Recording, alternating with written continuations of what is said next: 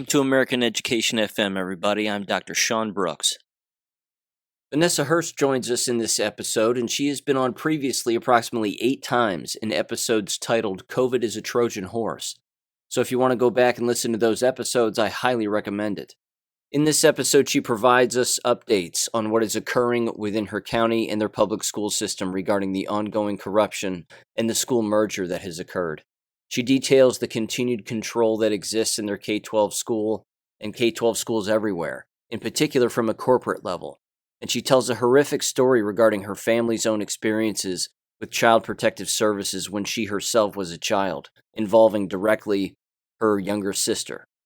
Vanessa Hurst was also a former investigative reporter for a local newspaper where she lives in Kentucky, along with a former researcher and tour guide for a museum. She's a wife and a mother of 3 boys, 2 of which attend private school, and the oldest who attends the local public school.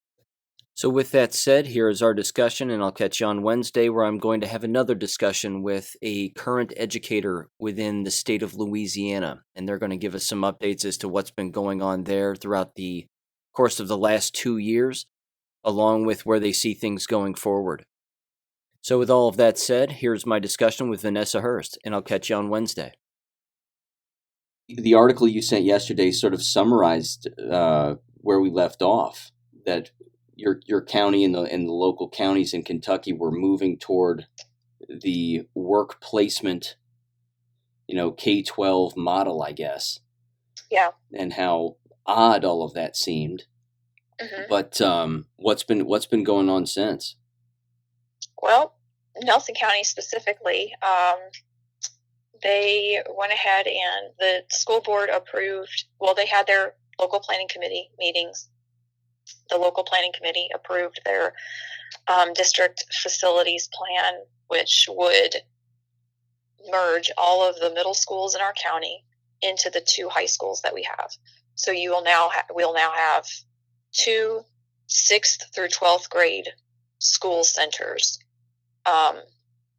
Allegedly, we were told that in the beginning, there would allegedly be a middle school wing built onto each of these high schools. It is now, that's kind of out the window because, funding and inflation and construction and things have all everything's changed with inflation. Right. And the 2 high schools were under capacity anyway, so it never really made sense to add on to those high schools. So now you're going to have 12-year-olds within the same building footprint as 18-year-olds.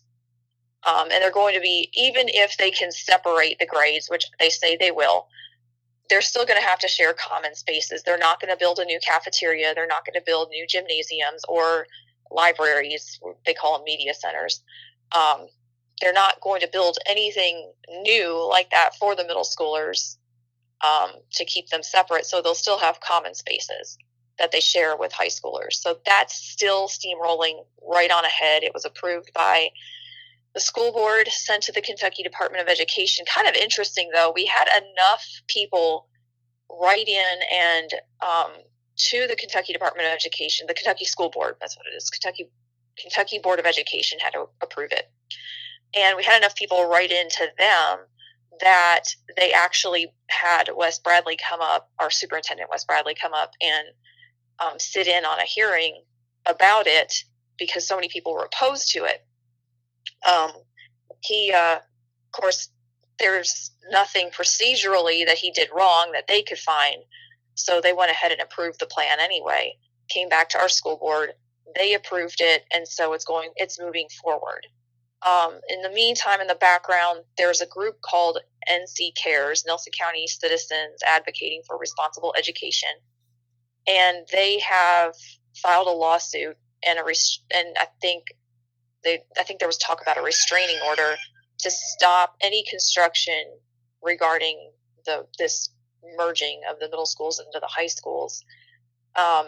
So that's in court. They've had a preliminary hearing, I think, but it's court in the United States and it moves at a glacial pace.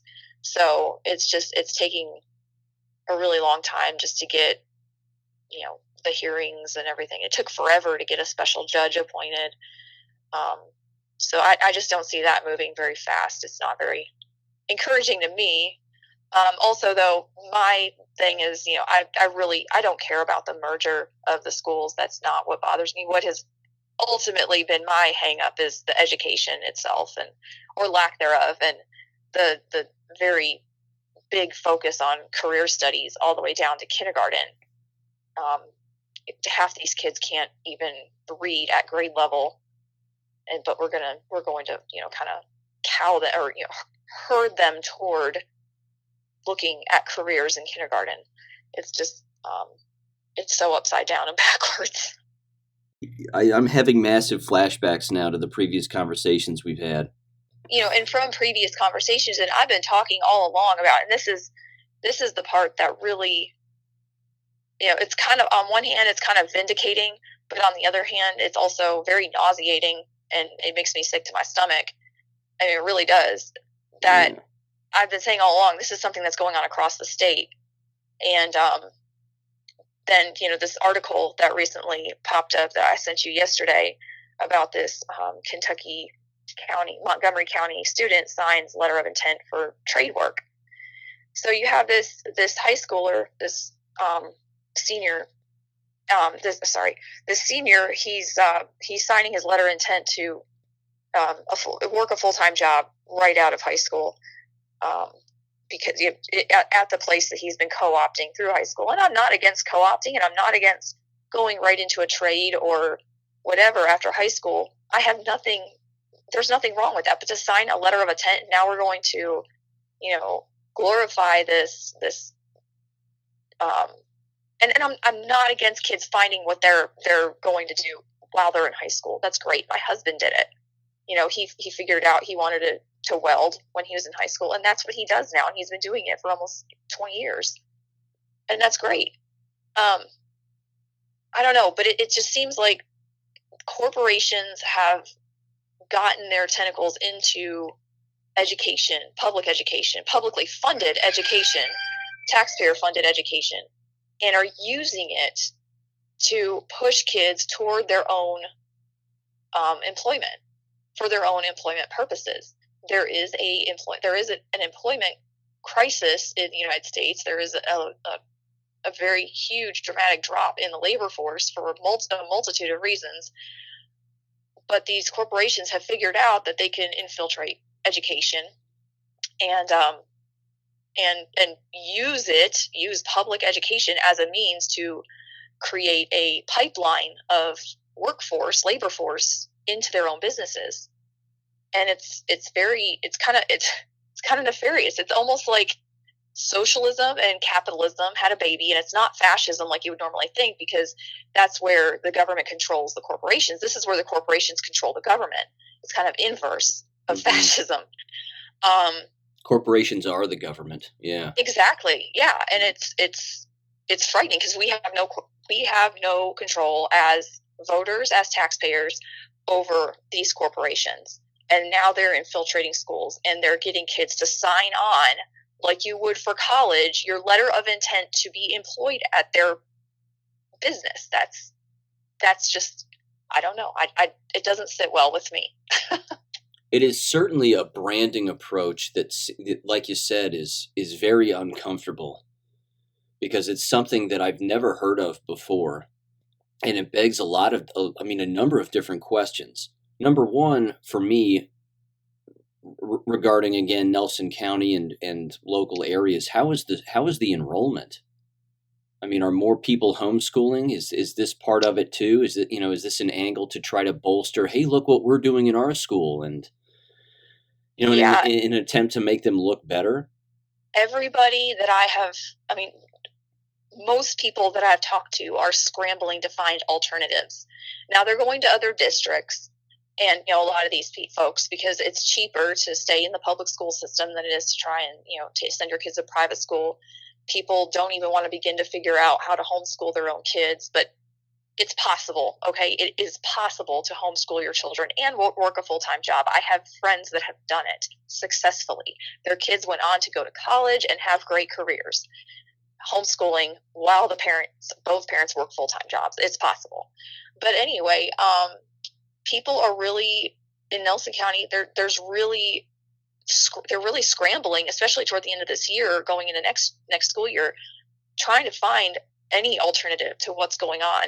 They know it's wrong. They know their kids aren't getting any kind of decent education. There's no focus on academic rigor, or even there's not even a set of standards that anyone's trying to reach. I hate to even see what MAP scores are. They do MAP testing here in Kentucky. I don't know if it's done across the United States, but it's definitely done in Kentucky. A lot of the schools will do, to see what kind of progress kids have made. And they do it 2, maybe 3 times a year, at the beginning of the year to see where they are, and then toward the middle to see how they're progressing, and then at the end. And it's math and reading mostly focused. And across the board in Nelson County, kids are not reading or performing in math at grade level. It's always below grade level. There are very few students who are at or above grade level. And that's really concerning. And it's of course, it's across the state. We had the whole, the whole pandemic lockdown nonsense that really threw kids behind. However, I can say with 100% certainty, the school that my kids are going to now, the private school, St. Catherine Academy, my kids started off behind because they went to public school. They were behind. They were a half a grade level behind. And by the time right away, they put Sam into reading intervention, my youngest, because he could barely read, starting off in first or second grade. By the time, it was half a year in, he was reading, small chapter books. By the end of the year, he's reading chapter books, reading fluently, and he's on AB honor roll. Awesome. That's awesome. It's been fantastic, but it's because it's the rigor, it's the discipline, it is this set of expectations that this is what you have to learn, and you have no other choice but to learn this. You're going to miss out on your recess if you don't get your homework done, or if you do it incorrectly. And, and there's corrections done and red ink all over homework papers. I love seeing the red ink because That's that means awesome. that, yes, they need to see what they're doing wrong, what they're spelling wrong, the mistakes that they're making, not putting a hook on a G, or whatever it might be. Kids need that. They need discipline. Especially now, where a screen entertains a child for 90% of their waking life.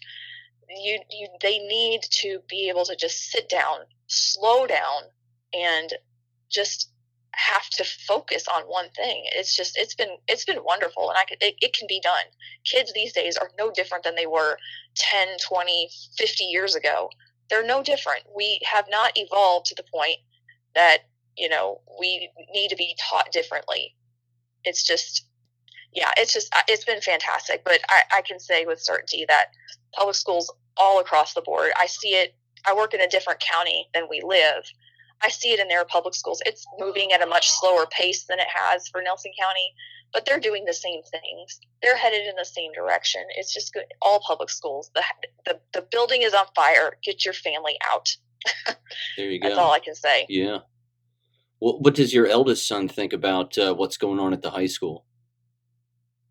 That's a whole nother, we had a whole run-in with that with him. But as far as like the education, the high school teachers are on a different level. Most of them, most of them don't buy into the language, the propaganda. They do their thing. They teach the kids what they need to know, unless they're in the collabs. The collabs to kind of pull students that have a certain interest, we'll say engineering or the arts, and they'll kind of combine classes and call it dual credits, where a teacher that's certified in, say, biology and also algebra, you get a credit for both of those because that teacher can teach both of those things.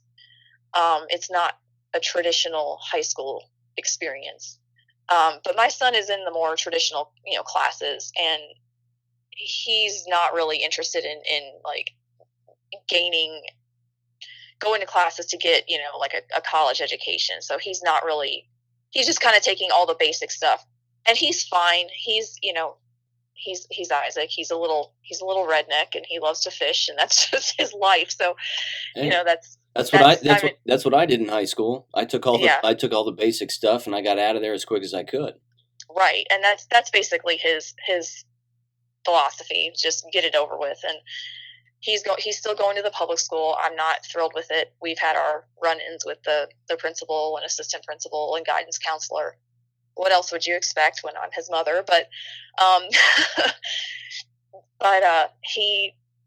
he'll be fine. And my middle son is already thinking about alternatives to Thomas Nelson, because he sees it. He's more academically focused, and so it might be a little bit different story with him, but we'll see. Time will tell. Like I said, I'm not pleased that my oldest is going to Thomas Nelson, but like I've said before, it's not a battle that I'm willing to fight. It's just it would cause more trouble to pull him right now than it would just to let him ride it out. Gotcha. Let me ask you this too, sort of to go back in time. And you of course were a big part of galvanizing a lot of the parents in that area regarding, again, the curriculum and the lack thereof, and the merger and all of that, not to mention the mask wearing and everything else that was taking place. And I'll get into the COVID stuff later on, but how is the parental engagement now? It is really, sadly, I feel like it has dropped off quite a bit. And I don't it's really frustrating to me that, what's it going to take? People aren't going to move unless they're uncomfortable. How uncomfortable do you need to be to actually stand up and say something or do something? What is it going to take for these people to move? It's been frustrating. It's been a point where I've had to walk away from it. My husband, we, after having a really frustrating time of it several months ago, he says, look, our younger kids aren't even in it anymore. You are putting more into this than any parent who has their kid in the public school. He says, you need to give it a break. If you care more about their kids' education than they do, you need to quit. You need to walk away. Yeah. And he was right. It was just something I did have to take a break from, because it gets to the point where you start to get black-pilled about everything. So, like, why aren't people waking up? Why can't they see this? It's frustrating. Yeah. Yeah, and it's very difficult to wake up the brainwashed. And that's, like you said, it's frustrating and exhausting. And ultimately, you just got to say, well, you got to, it's your bed. You made it. Now you got to lay in it. So, yeah. Yeah. Yeah. It's the same way here at the local school district where I live. Same exact thing. I'll never attend another board meeting. They've been warned. They've been told the curriculum stuff is getting worse. They're cramming it down everybody's throat, all the LGBT stuff and social emotional learning, this and that. And they're doomed on their own because of their own decision making. And it kind of sounds like the same thing is happening in Nelson County. They're shooting themselves in the foot. They have no idea that they're the ones holding the gun. Right. But how is Wes Bradley? What's the gossip on him these days? Well, actually, there was the Nelson County High School principal had resigned, and then within a week, the assistant principal resigned, and word on the street is that they were kind of forced to do that. You've been in education, you understand that it's you get pushed and prodded and sent in that direction till you get to the point where you just can't take it anymore. And I think that's kind of what's happened with the two administrators. And the thing is, these two were really well liked. They didn't drink the Kool-Aid, but students loved them. They absolutely loved these two administrators. And it kind of sent a shockwave throughout the high school. And several students got together on testing day, checked themselves out early. A lot of them are 18 or 17. They can do that. 17, 18, I think you can do that. Check yourself out of school. the ones that couldn't, their parents came or sent them notes, and they left early, and they had a protest. They had signs. They were on the main part of the highway there in front of the high school, and they protested. One of the parents even contacted the sheriff to make sure it would be okay, and he was fine with it, and he was there with them when they were protesting. And wow, that's impressive. Yeah, it was. It was a very proud moment just to be able to see, the community come together and do that. And I'm trying to find the article in the Kentucky Standard, the local newspaper. Let me back up for a minute. The editor of the Kentucky Standard left the Kentucky Standard and took a job as the communications director for Nelson County Schools. Yay. Wow. Yeah. That's not good. That's not good at all, especially this particular editor. I used to have a lot of respect for him, and he's a fantastic writer. He was a wonderful journalist. But I guess the allure of having good pay and better hours was more than he can pass up. So that's not good for us. Communication directors, for anybody listening to this, who work for K-12 school districts, are arguably the worst people that work within a K-12 school district outside of a superintendent. I mean, they are public image to the bone. They will cover up the largest crimes that exist. Their favorite, you'll hear this if you haven't already, Vanessa, but their favorite saying is, well, we can't comment on that right now. Oh, well, he's going to wish that he hadn't commented on this. But so the Kentucky Standard put out an article about the protests. There were around 30 students plus their parents. There were some local people that were running for local elections that had showed up to show support. But so the students were out there, they were holding signs and whatnot. The district issued a statement. Nelson County School District issued this following statement. At the same time, a group of citizens opposed to the district facilities plan have remained intent throughout the past year, sowing chaos and confusion through the misuse of information, leading to ongoing social media harassment and continued public bullying of board members and staff. This group has politicized a number of school events to further obstruct the facility plan. In Tuesday's case, the resignation of a staff member was another such event.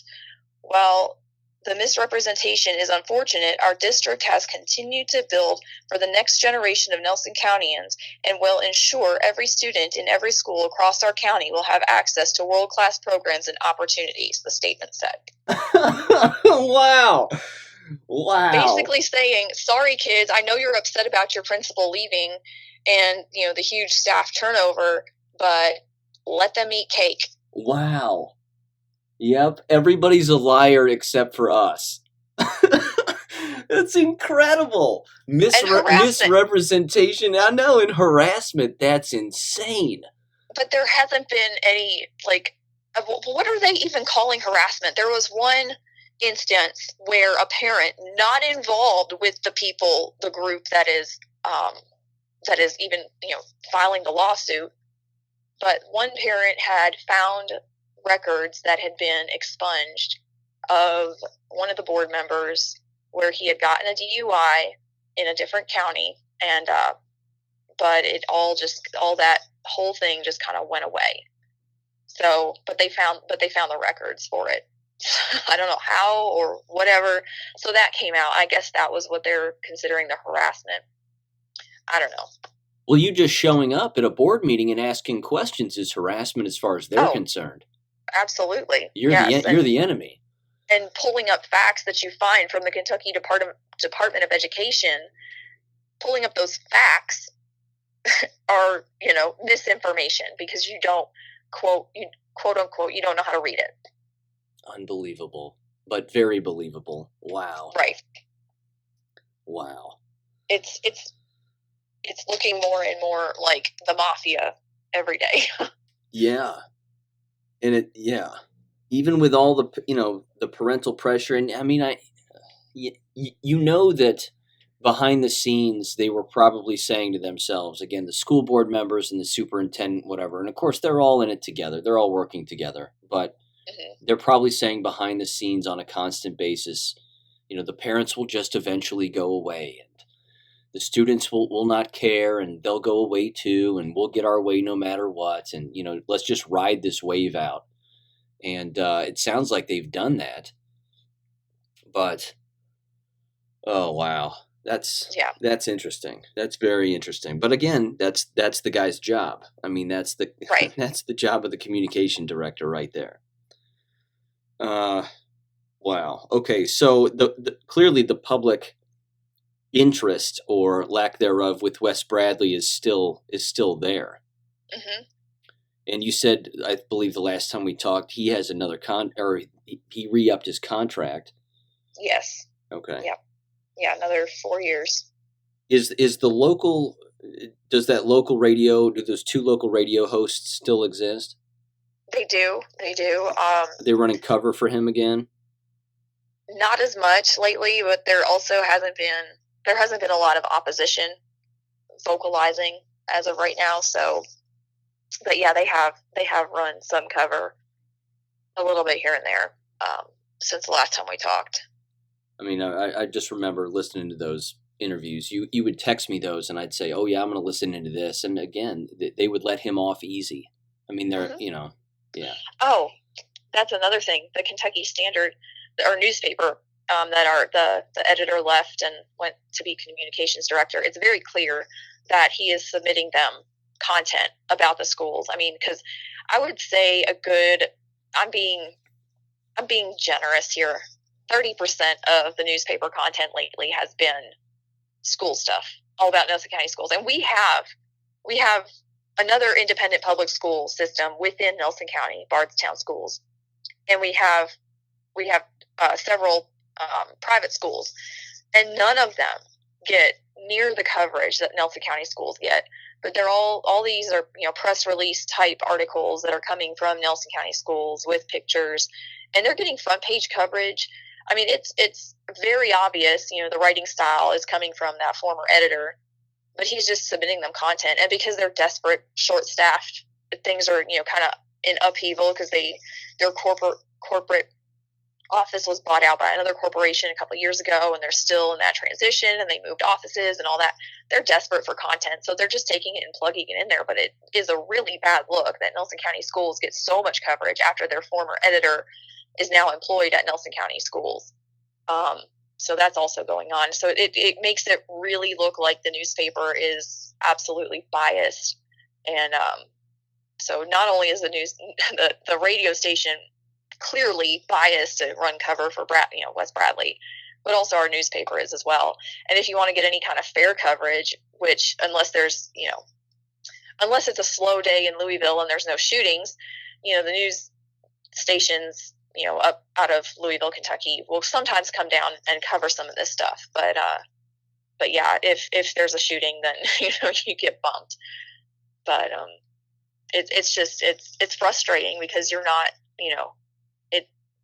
you don't get the same kind of coverage. Not that anyone reads the newspaper anyway, but there's definitely a bias, and there's definitely, I don't know. It's just frustrating. It's all the way around. It's been frustrating. It's a perfect communist tactic too. I mean, just hire the right people who had the previous correct job, and then that way they can keep their fingers in every cookie jar. And then if something bad happens, they can run cover for each other and try to gaslight the public into believing that everything is okay when everything is not okay. Right. Yeah. That's amazing. We do have two amazing people running for school board because we have 2 seats up for election in November. And one of them is Amanda Deaton out of Cox's Creek. She's a lawyer out of Bardstown, and she is very intelligent, very well-spoken, has kids that go to Nelson County schools, and I really like her. I really, really like her. I'm glad that she's running. I hope she runs unopposed. I mean, it's going to be a tough campaign to beat her anyway. And then we also have in my district in New Haven, we have David Norman running, but he's running against another person. I think his name is Ryan Gossam. I feel like, my personal opinion, Mr. Gossam is a Wes Bradley pick. Mm-hmm. to try and run against David Norman. David Norman would be hard to beat on his own anyway, but I feel like they're scrambling to try and keep those seats because there's other people that have popped up in Amanda's district that they look like they're going to try and be running or whatever. But so yeah, it's going to be an interesting November with the school board election. It's the first time that I've ever seen an actual campaign with school board members, like actually like putting in effort and actually having to put out money and signs for school board. I've never seen that in our county before. So that's kind of refreshing to see actual campaigning happening. That's cool. Is that now are these individuals potentially going to be the majority on the school board? In a good way? I think so. I think it could lead to a majority that could possibly even get rid of Bradley, I think is the ultimate goal. See, there you go. You want to galvanize that area. That's exactly what you do. You take an axe to his big tree, so to speak, and then you want to even rally the troops even more. You hire back those administrators who left because they had enough. Absolutely. But the thing is, to keep in mind, and everybody needs to understand that it doesn't stop at the superintendent. There is somebody pulling his strings. He's not the only one. You could cut that tree down, but 10 more are going to pop up in its place because he's there for a reason. I mean, This is not Wes Bradley's tyranny on Nelson County. He's not acting alone. There's more than just him. There's people that are under him that believe in what he's doing. But not only that, there's people above him that want him to be here for a reason. Get into that if you can, and revisit that for the listeners here. Who do you think is above Wes Bradley that's controlling him, and where do their allegiances lie? Well, it all goes back to those corporations that are getting their tentacles in education. Who has the biggest pots of money? Go and look at the lobbyists that are up in Frankfort, Kentucky, or even in Washington, D.C. Who are the biggest lobbyists? Or, you could even you could start with some of the strange programs that your school is using. If you go start digging into some of the stuff your school is learning, like big picture learning, for example, is something that Nelson County Schools has used. So if you look up big picture learning, go scroll to the sponsors page or community partners. You look through those community partners who partner with those programs, you're going to find names like the Gates Foundation. You're going to find the Zuckerberg-Chan Initiation. You're going to find the Cutter Foundation. Those names keep popping up in different aspects or these different programs in education. Ultimately, I think those are the real string pullers, are those foundations and those corporations. But but it trickles down. It's smaller sub companies of those. It's a crazy pyramid, but it always goes to the top. You can always find those same places over and over again. The Gates Foundation, the Bill and Melinda Gates, their names shows up on a lot of this stuff, and Zuckerberg, and you have to keep following the string, and it's always going to lead back to those same places. I think ultimately those are the real string pullers in most of the problems that we're seeing in education. Let me ask you this too, because this just hit my mind as you were talking about that, and I think there's a bigger plan here, even because we're talking about, again, the corporations and all that influence. I don't know if you still listen to the podcast, but there was an episode a while back, not that long ago, where I brought up a Dallas politician who was running for office, and the person he was running against in Dallas, Texas and I think they were running for state representative in their state government, but he was saying that his opponent, who is not the good guy in the political race, but he was saying that his plan is to allow corporations to take total control over all of Dallas's community colleges, and then of course it's on public land, so the public would be paying for everything, right? And then of course basically every single community college campus would look like an outdoor mall. They would have stores, they would have shops, they would have restaurants, and oh, by the way, that's, over there is where you take your class and buy your books. Do you think it's conceivable that K-12 schools would be bailed out the exact same way? I could see it heading in that direction. Absolutely. Yeah. I mean, it's they're making it sound like, we're going to cater to your child's need. We're going to get them, started on a path that's going to, direct them toward their passions. And I mean, what 5-year-old, is going to follow their passion of being whatever, I wanted to be a ballerina when I was 5. That's not going to get me very far. I'm clumsy, but but yeah, absolutely. I mean, and take Google, for example. Just about every public school uses Google Classroom. Each kid has their own Google account. What is Google doing with the information while your child is using their Chromebook or their device while they're on their account? All that data is being collected. When the schools sign up for Google Suite, they have to agree to a certain amount of data mining. You can't protect your kid from everything if they're using Google Classroom. That was something that I found in the Nelson County schools that absolutely, I mean, it started with the district-wide using these, they call them gift showcase pages, where kids would put their content, kind of like their own blog together, and it would be publicly accessible. And their picture and all their personally identifying information was all listed right there on a public Google site. Eventually that was kind of all taken down, and now it's just available to district employees and people with district logins, but including other students. But the groundwork had already been laid for it, and so that kind of led me to looking more into Google and Google Classroom and what the different programs these kids are using. It's data mining. They are data mining so heavily on students. Why? Because each student has their own unique identity on the internet, and that's going to carry with them through adulthood. So they've already got a profile set up on your child. Now you think about these algorithms starting off as an adult. There's a reason why it's called, they're predictive algorithms. You have like Facebook, you have Twitter, TikTok, whatever, social media especially, and they watch your behavior online. They follow you, they collect cookies, it's, whatever. But it's setting up your profile to the point where these algorithms can now predict your behavior. We all say, oh, well, we had a conversation about,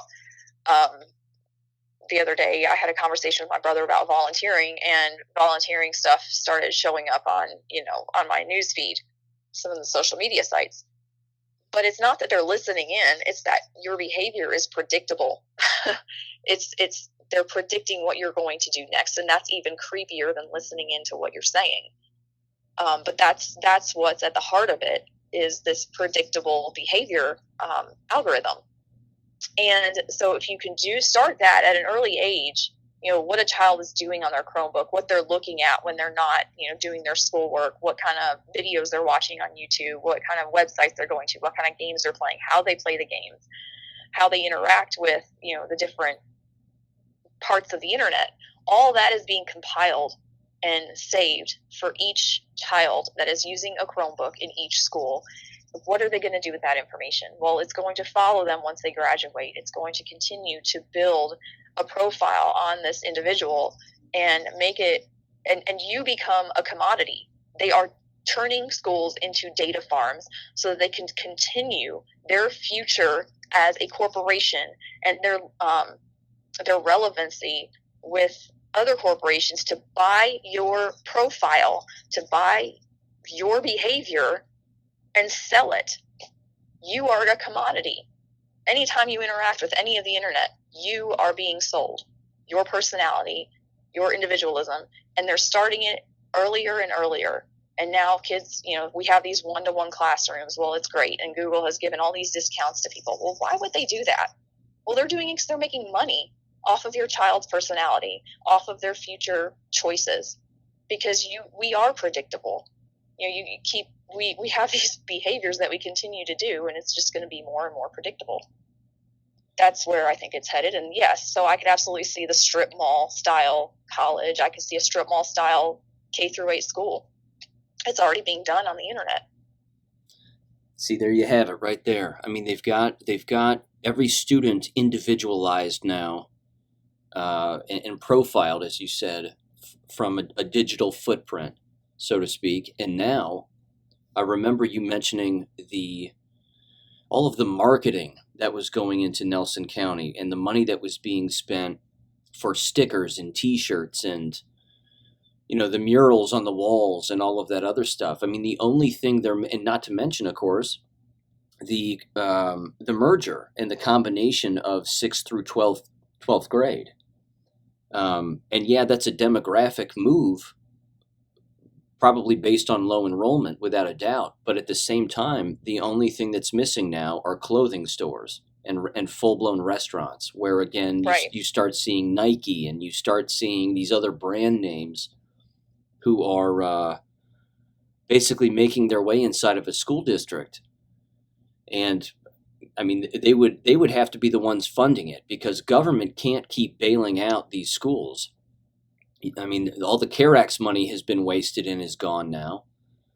I don't know. I mean, I was theorizing out loud here with that, but it just hit me like a freight train that it seems like that's where it's headed. Basically, it's already there. It's not headed anywhere. It's there. Yeah. All the framework for it is there. Yeah.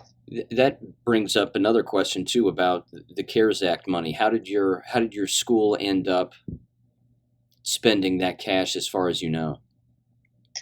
I'm not 100% certain of where, because when they had those board meetings is kind of when I dropped out of being involved. None of it. A lot of the surrounding districts gave bonuses to their staff members. I don't think our district really did that. I know they kind of directed that money into other things. I don't know for certain what exactly they did with it, though. Let me ask you this too. It's still within the same vein, but I don't know if you ever watch or listen to the Stu Peters show, but I thought of you the other day when this story came up, and it was absolutely horrific, and it had to do with CPS and Child Protective Services in Kentucky. There's a couple there that was on a show, and they were discussing how six some odd years ago, because their oldest daughter was anorexic and was receiving counseling for that a judge ruled that CPS could take all of their children. And that's exactly what ended up happening. They ended up basically stealing the 17-year-old and then the 5 or 6 other young children that this couple had. What have you heard? And then, of course, his next guest on his show, he had a woman on who was talking about what goes on in CPS and how basically it is child trafficking. We've basically known this for a long time, but to hear the details is something completely different. Not to mention, of course, just stealing children out of a home. That is, of course, court ordered, which is awful. But this particular individual was bringing up, not only is it essentially child trafficking, but every single kid is worth a certain amount of money to CPS. And the more children that exist within a foster home, the more money the foster home receives. And so they'll call each other as foster homes, and they'll basically trade kids or do whatever they can to make sure that that their population, so to speak, within their foster home is at a certain level, so they keep receiving cash. Yeah. Have you heard anything, even in the local newspaper or from anybody that you talk with, about anything CPS related around where you live and what their role is in the local school district? Well, it's actually, in Kentucky, it's actually a law that if a teacher even suspects any kind of abuse, that they have to report it to CPS. So yeah, but as far as, I've heard the horror stories about, the foster kids, in and out. We have a very transient community with foster kids. There's there's dozens of foster kids in just New Haven School alone. Of course, they're not necessarily, in the case of, the one you were talking about where the whole family was removed for one child having anorexia, but definitely abuses within CPS and the foster care system. It's very evident. And you could tell foster families that have, their heart is really in it. And I know some that have actually, they've done foster care and they wound up adopting the children that they were taking care of, and it all works out for everybody in a very beautiful way. But also, there's obviously, when you're moving that many children around and they come from that many traumatic experiences, it's easy to see where abuses can and do take place, and they do take advantage of those children. As far as CPS goes, even as far back as 20 years ago, our family had a run-in with CPS. My sister had severe abdominal pain, and we were all homeschooled at this point. But my sister had some severe abdominal pain, and my parents took her to the hospital, and they allegedly mixed up urine samples and found things in my sister's urine, what they thought was my sister's urine sample that shouldn't be there. And they just right then and there took her, just called in CPS, and she was just gone. Well, they did a rape kit test on her, this little 8-year-old kid, and took her and put her into foster care immediately that day. And then the sheriff came to our house, raided laundry baskets, beds, everything, took stuff that was my sister's, took, things from my dad's laundry, her laundry, just, it was ridiculous. And then for the next 3 or 4 weeks, we had to go just about every day up to CPS and get interviewed. We all went into interviews, and they would ask us the same questions. It was mind-numbing over and over again in different forms. I was 12 or 13 at the time, and I remember thinking to myself, these people are insane. Like, they're asking me the same question over and over again, and ask about everyone's sleeping situation, and ask about, and it's very clear that, nothing had happened to my sister other than they basically raped her at the hospital to see if she had been raped. It was my parents had to hire lawyers that they couldn't afford. They ended up bankrupt. It ruined our family. It really did. And my sister has a lot of trauma that she still deals with over that. The foster family that she went to, fortunately for her, was a very kind and generous family. They had, 4 or 5 kids of their own, plus they kept a couple foster kids. But yeah, so we have our own, and because of that, it left a really bad taste in my mouth. And anything CPS related, I'm always my immediate reaction is just like disgust. So no kidding. That's the nutshell of our CPS experience. So they just gave your sister away? Yeah. They took her from the hospital straight to a foster family. When did your parents get her back? It was a month and a half. Oh my God. And they had to, my dad had to live outside the home, or we would have to be put in foster care to make sure that we were safe. It was insane. It was insane. Did they just purposefully mix her urine with, say, urine that they had on hand that was filled with drugs? I don't know. I don't know what they did. It came out that it was some kind of mix up at the hospital. But yeah, it took a team of lawyers, and I mean, I have 2 half brothers that lived with their dad at the time. They had to come down because one was in college and the other one was in high school. They came down and talked about family life and character, as partly as a character witness. I mean, we had to get all kinds of people my dad worked with involved as character witnesses, and it was really, really awful. So yeah, anything CPS related, I'm immediately gonna, they're a bunch of clowns, and half of them don't know what they're doing, and the other half are probably doing some kind of trafficking or making money off of this somehow. So yeah, I'm That's awful. yeah, Was there any compensation as a no, result of their so-called mix-up?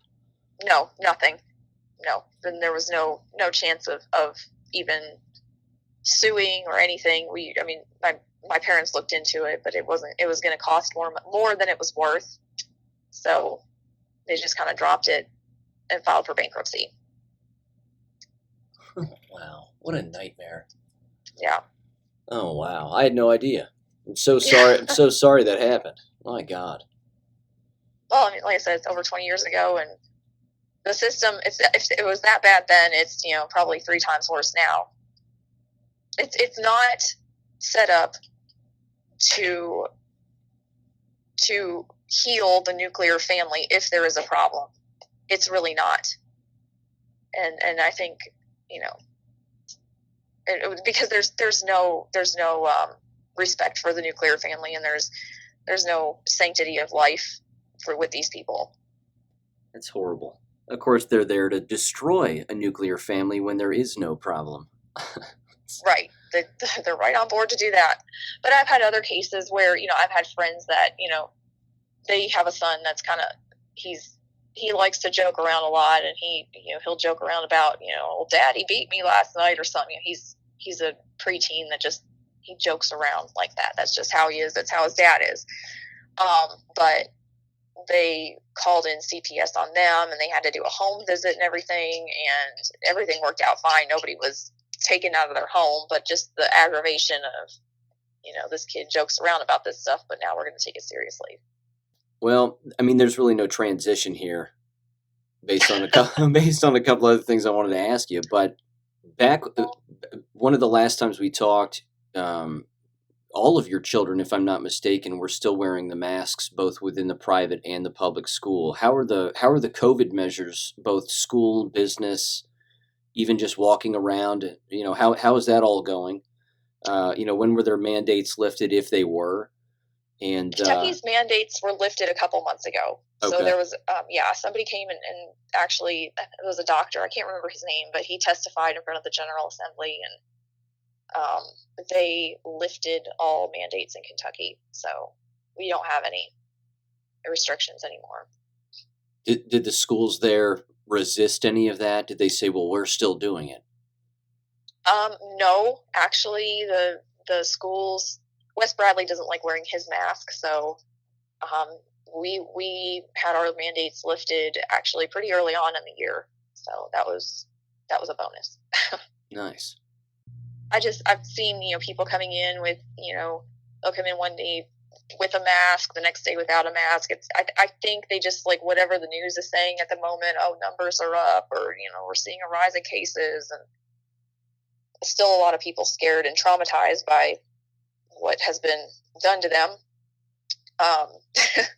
So I don't know. I think you're still going to see your holdouts and people masking in public for various reasons, but you do you. I don't want to just don't expect me to wear it. That's right. There you go. How's the new job, and what is the new job? The new job, I am a deputy clerk at the Lurie County Courthouse, and it's going really well. So I basically work in the deed room. I record deeds and mortgages and articles of incorporation and different things like that. It's been really good. I had to get involved with early elections a little bit. That was kind of interesting. That was kind of a little, I don't know, a week after the primary and having to deal with people coming in. We had around 300 people come in for early election for the primary. And you hear, oh God, I don't even know where to begin with this. The amount of failing of people just being educated on how a primary works and what it is just astounding. It kind of makes you lose your faith in humanity a little bit. So they come in, oh, we're always told vote early, vote often, some of the comments, and then you'll somebody come in behind them. I have no idea who's on the ballot. I think I've heard this name on the radio. I think that sounds pretty good. I'm going to vote for them. Or, like, Lord have mercy. These people are deciding the fate of this county, and they have no idea what they're doing. It's kind of staggering. I believe everyone should have a right to vote. That's all fine and well. But let's be honest. I think there should be an aptitude test that you have to take before you get your voter registration. I almost agree with that. Oh, if you work an election, you'll agree 100%. Yeah, no kidding. Like you should at least know what a primary is, and that you can only vote your party in a primary. People come in upset because they can't vote for whoever they want. It's just, yeah. Incredible. When you got hired on there, was there any jab talk, any mask talk, any pressure, any questions? When I first started, there had been talk about mandating vaccines for the county employees. I've never been vaccinated for COVID, and I don't plan on it. If that becomes a requirement, I'm sorry, I'll have to find employment elsewhere. But no, they haven't mandated it, and nobody really talks about it. My boss is pretty cool. She's, into natural healing and that sort of thing. So we get along really well. It's been good. Yeah. So where I used to work, doing, tours, I used to work for a museum, and we did tours and things. The one company that we would work through, it was, kind of like a bus tour company. They were going to have 22 tours coming to the museum this year. And this was the kicker and why I left there. So 22 tours, they required all the tour guides that weren't employed with them to, if you weren't vaccinated, you would have to meet their bus, get a COVID test from their nurse, and hang around for the whatever 30 minutes that it takes before the tour starts to make sure you were negative before you could get on that bus and lead that tour. So I would have to do 22 COVID tests throughout the summer, and that's just not gonna happen. On top of the fact that 22 times I'd have to find a babysitter for my kids at 5 o'clock in the morning. It's just not practical. But the COVID test thing 22 times was a real kicker. No kidding. Yeah, that's a deal breaker. How's your brother doing, the nurse? He's not in a hospital anymore. He's doing, he is occupational nursing. So he's doing nursing at at the GE plant in Louisville. So he's liking that a lot. It's a lot more laid back. So it's much easier job. It's a 9 to 5 Monday through Friday. So nice. He got out of the hospital. The hospitals are insane, and it's political where it shouldn't be political. I don't know how the hospitals are still operating again, because I know that they're basically different everywhere. If you're being bombarded with, you have to wear a mask when you walk in the front door or not. Oh, absolutely, yes. They're still requiring all that. Oh, wow. Yep. Okay. Yep. I think it's remarkably interesting what's continuing to roll out here regarding education. It's incredible. I mean, it's for those of us that have seen it coming. It's like I said, it's a little bit vindicating, but at the same time, it's heartbreaking because nobody wants to see it for what it is. Yeah, and the excuses too. I mean, my mind always goes to the excuses that they just continuously use. How often can you say COVID is the reason why we're failing? Or, COVID is the reason why our students can't read.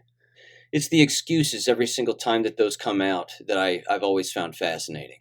Right. In particular within the last 2 years, because in Ohio, again, it was maybe a year or exactly 2 years ago, they just said, well, we're not doing the state standardized test anymore. Yeah. And they just didn't do it. And then, of course, they've decided to change the parameters of what it means, and I don't know. They basically just proved in one fell swoop that all of it is useless, so what's the point? It's bizarre. But also they don't want to have to keep themselves accountable, and that's part of it. In Kentucky, we had 2 bills that passed recently, one approving charter schools, and then another one that made it possible for districts to bypass facilities plans in the name of inflation and just getting stuff done before prices go up and not having to prolong the process of building new schools or whatever. But it really just takes away the accountability, and that's a lot of it. Is you have to, and it's so hard to keep an eye on this legislation. But if you don't, contact your senator and your congressman, they're basically just going to continue to just let these these school corporations, I call them, that run amok and do whatever they want to. I mean, we all thought charter schools would be the answer or be a better option, but they're still publicly funded, and now they're publicly funded and less accountable to, the standards that are set in the state. So it's just it's a crazy nightmare. Anything that is taxpayer publicly funded is really just, I can't see it ending well. Yeah. You have less control over it than you even ever imagined. Yeah, and I think the corporations also have their hands, of course. Well, they definitely do. It's been proven, but they've got their hands in all of the curriculum and the. Absolutely, it's abundantly clear. Like I said, I just kind of fell off the face. I had to literally walk away from a lot of stuff. I just reset my brain. It's been crazy. Sure, I totally get it. Well, and it's been wonderful to be blissfully ignorant of everything, but no kidding. To get back into the world. Yeah, well, you come back with new eyes, and you come back refreshed, looking at particular things a different way. And it's not that anybody has to jump full bore back into anything that they were previously. I mean, the ball's been kicked down the hill. It sounds like in your school district, and there's really nothing that can be done. Right. Unless, of course, like we've always said in previous episodes, they just clean house. Yeah. I mean, and really that's what it's going to take. And I just, the people that are fighting the merger right now, and, good for them for standing up for this, but they're trying to keep Bloomfield from closing. They're trying to keep middle schoolers out of high school, and that's all noble and fine. But, what's going to happen after that's done? That's where I have my doubts. Problems are bigger than just that. Exactly. Much bigger. State level. It's nationwide. It's public school. I'm more convinced now than ever that public school it's coming down. It's collapsing. It's on fire, and you need to get your family out. Thank you for listening to American Education FM. Make sure and check out AmericanEducationFM.com for more information. Take care and God bless.